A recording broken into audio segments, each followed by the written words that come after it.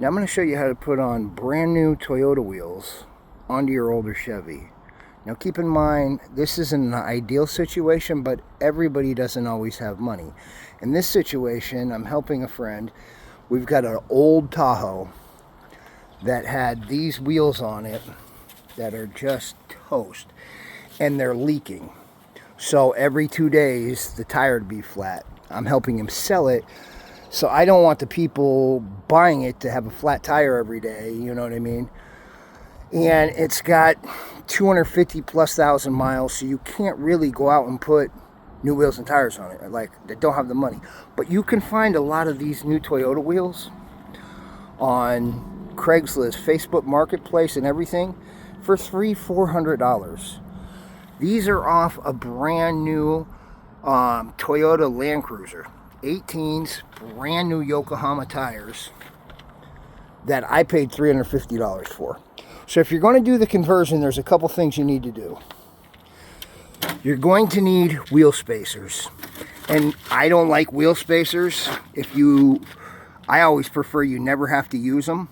The reason you're going to have to use them is these Toyota wheels, they're 70 millimeters.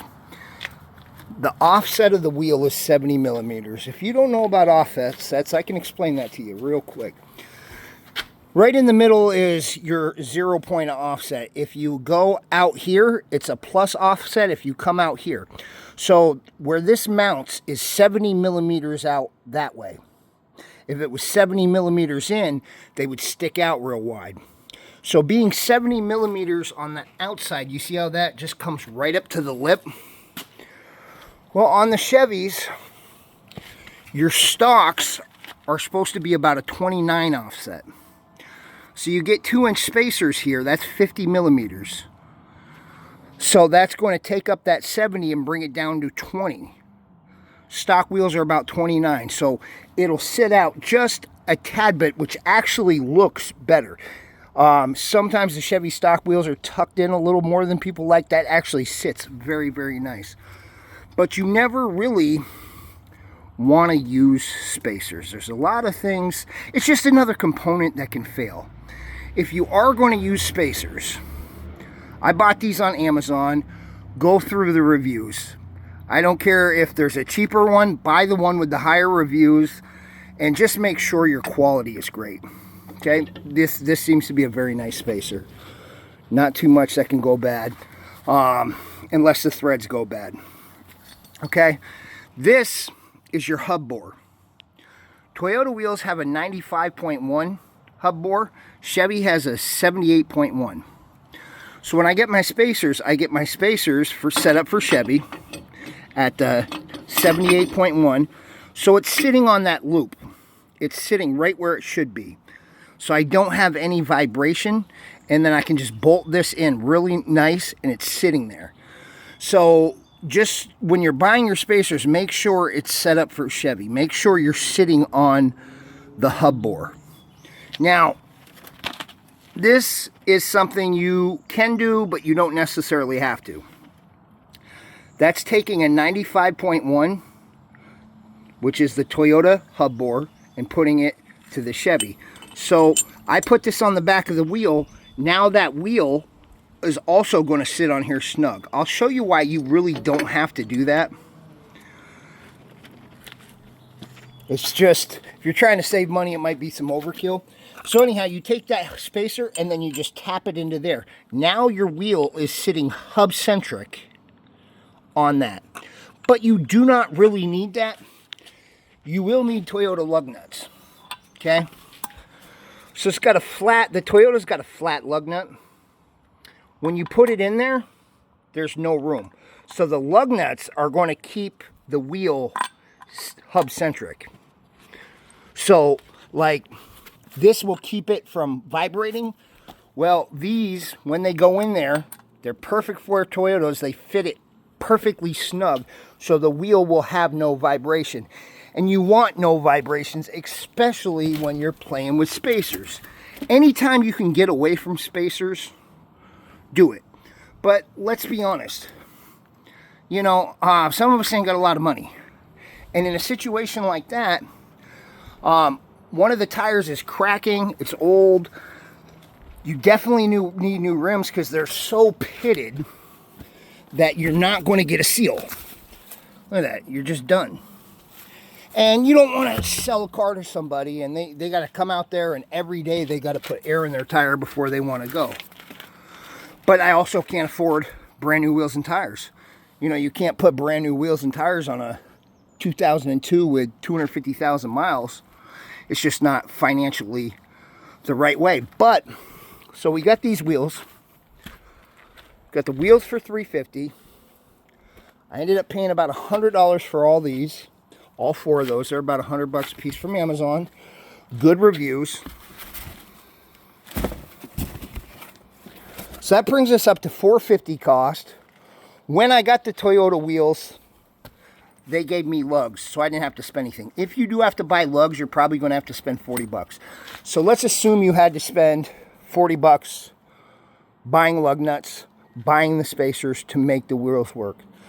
Okay, now we're, what's that, $490 for brand new, all four wheels and tires. And we're Yokohama tires. Now you're probably saying, Mark, well, I see the Chevy signs on there. I can even tell you how to do that. Okay, you get the Chevy center caps on eBay. Just make sure the back of them look like this. Some of them don't. You're going to need that kind of backing. And then they will just fit right in there. I mean, they go in a little hard, but they work. You got a little bit of movement. Now you can push these out just a little bit if you're really worried about that. But now it kind of looks like a Chevy wheel. And the 70 millimeter is pushed by that 50 millimeters, putting it to a 20 millimeter offset, really, is a good way to look at it. So I think these were $22. So now we're up to $510. Where the heck are you going to get brand new Yokohamas and 18-inch wheels? But I needed it to be cheap because I am helping a friend sell the car. And you just can't spend $2,000 on wheels and tires. You know, they say it's easy being poor. That's a lie. It's hard. You know, being poor, you have to do a lot more extra work. You know, you gotta do things like this. You gotta convert things. You gotta make your money work. So anyhow, back to these spacers. They're sitting there hub centric. If you're putting it on, do it right. Take your time. Do not play with that. Not on spacers. Put this thing on the right way. Slow crank it. And then, once you've got all that cranked on, that's totally locked in. It's locked into on the hub. Nice there. These new threads, they give you this. Grease the new threads a little bit. Get every one of them right. And on the front wheel, when you're doing the back wheels have an e-brake, so you can get this snug without being on the back. But on the front, you're not going to be able to use the e-brake. The wheel will still spin. So while you're lugging it, just put a weight there or have somebody hold the brake and get these really just slow. Okay, spacers can be a real problem. All you can do is order the best spacers you can get the hub centric, do everything right, and you should be perfect. I mean, we're in perfect alignment with factory specs now, and that's how you convert a Toyota wheel if you need to save yourself money.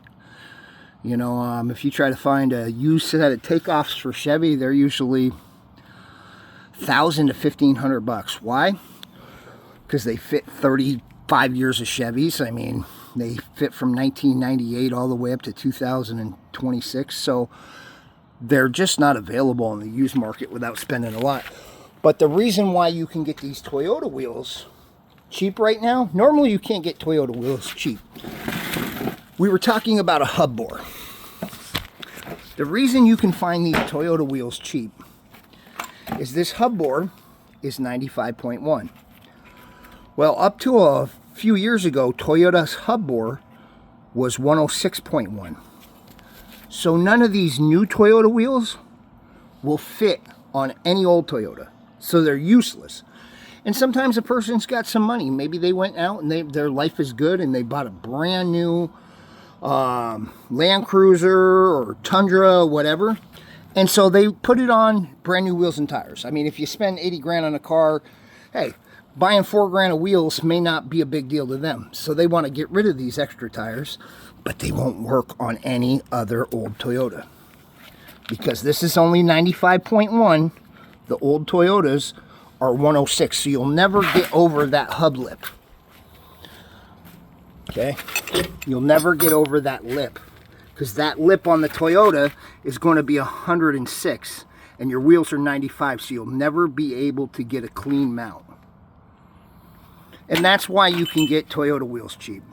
So if you do need to save some money, that is a way you can get brand new tires and wheels and everything for your car at a very, very cheap price.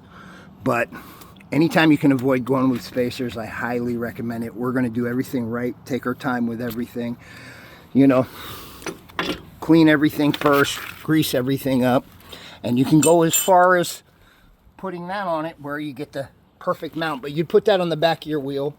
Once again, the Toyota lugs, they're going to keep you hub centric, so you don't necessarily need that hub ring. That'll cost you another $40 if you want, but you don't need it.